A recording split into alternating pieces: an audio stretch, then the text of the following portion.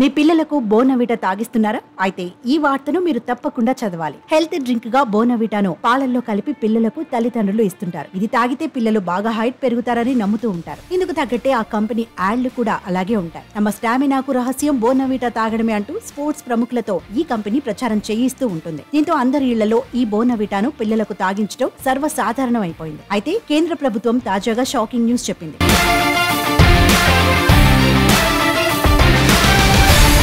Bournvita health drink కాని కాదని తెలిసింది. వెంటనే హెల్త్ డ్రింక్స్ కేటగిరీ నుంచి బోర్న్విటాను తీసేయాలని కేంద్ర వాణిజ్య పరిశ్రమల మంత్రిత్వ శాఖ ఈ-కామర్స్ కంపెనీలకు ఆదేశాలు జారీ చేసింది. బోర్న్విటా సహా ఇతర కూల్ డ్రింక్స్, బ్రావరీస్ ను హెల్త్ డ్రింక్స్ కేటగిరీ నుంచి తొలగించాలని పిల్లల హక్కుల పరిరక్షణ చట్టం 2005 సెక్షన్ 3 కింద ఏర్పాటైన జాతీయ పిల్లల హక్కుల రక్షణ కమిషన్ జరిపిన విచారణలో ఫుడ్ సేఫ్టీ అండ్ స్టాండర్డ్స్ చట్టం 2006లో హెల్త్ డ్రింక్ అని ఏ పానీయాన్ని నిర్వచించలేదని నిర్ధారణకు వచ్చింది. ఈ మేరకు ఏప్రిల్ 10వ తేదీన కేంద్ర వాణిజ్య పరిశ్రమ మంత్రిత్వ శాఖ జారీ చేసిన నోటిఫికేషన్ లో వెల్లడించింది. అంతేకాకుండా హెల్త్ డ్రింక్స్ లేదా ఎనర్జీ డ్రింక్స్ కేటగిరీ కింద ఈ-కామర్స్ వెబ్సైట్లలో విక్రయించబడుతున్న dairy based cabbage mix, cereal based cabbage mix, malt based cabbage లను కూడా హెల్త్ డ్రింక్స్ కేటగిరీ నుంచి తొలగించాలని పేర్కొంది.